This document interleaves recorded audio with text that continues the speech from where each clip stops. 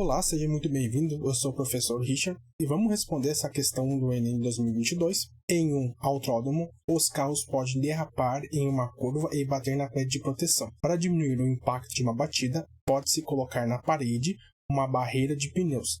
Isso faz com que a colisão seja mais demorada e o carro retorne com uma velocidade reduzida. Outra opção é colocar uma barreira de blocos de um metal que se deforma, tornando-a tão demorada quanto a colisão com os pneus, mas que não permite a volta do carro após colisão. Comparando as duas situações, como fica a força exercida sobre o carro e a energia mecânica dissipada. Então vamos olhar a primeira situação. A primeira situação é a batida com uma barreira de pneus, onde nós temos força é igual a massa vezes aceleração, onde a gente sabe também que a aceleração é a variação da velocidade pela variação do tempo. Na primeira situação, a gente tem uma colisão elástica ou parcialmente elástica. Não podemos definir qual que ela é, por conta que o exercício não nos deu sequer algum número ou dado para a gente poder descobrir. Então vamos considerar que seja os dois. Na colisão elástica ou parcialmente elástica,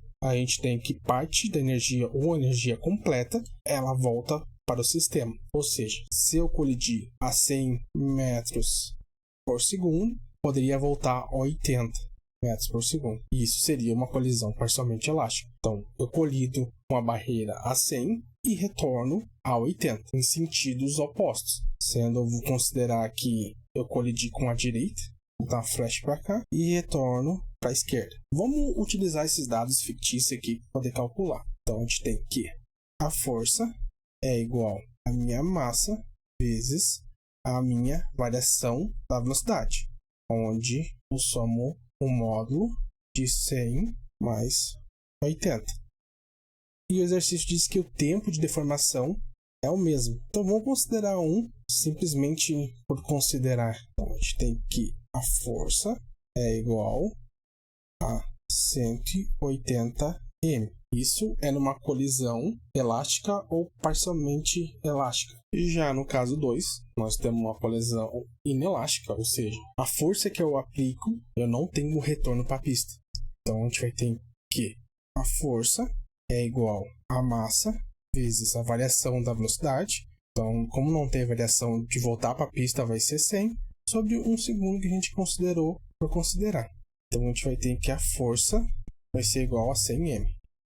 Ou seja, a força é maior na colisão com a barreira de pneus. Então a gente pode já descartar algumas opções. Descartamos já a B, a C e a E. Então ficamos apenas com a com a D. Segundo passo. Ele quer saber a energia, se é maior com a colisão com blocos ou com pneus.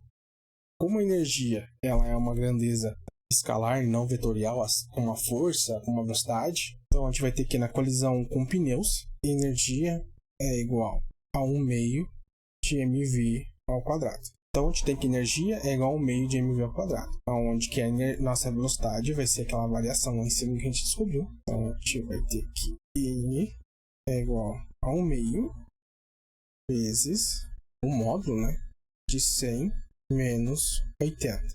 Mas por que 100 menos 80? Porque energia é uma grandeza escalar, não vetorial. Então, ela não depende do sentido. A gente só quer saber a questão da energia mesmo. Então, vai dar um total de 200 m, tá? Total de 200 m. Então, a colisão com o material, a gente vai ter que E é igual a 1 meio vezes velocidade ao quadrado, onde a gente não vai ter aquela variação, módulo de 100 ao quadrado, dando um total de 5.000 m. Ou seja, a energia dissipada é muito maior que a do material. Então, vou voltar para a questão aqui em cima. Lendo o enunciado, a gente vê que a D também não seria, por conta que ele fala que a dissipação é maior na barreira de pneus. Então, o que sobra para a gente é a questão A.